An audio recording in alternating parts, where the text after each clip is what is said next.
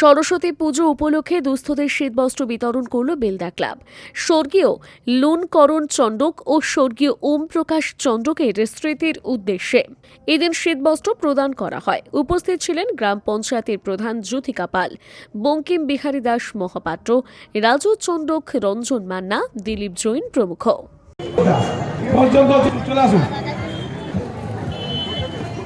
জীবন কিশোর দাস তারা শ্রদ্ধার সঙ্গে কিছু বস্ত্র তুলে দেয়।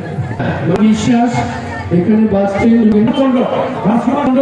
বস্ত্রগুলো দিচ্ছে হচ্ছে তন্ময় নাইকি।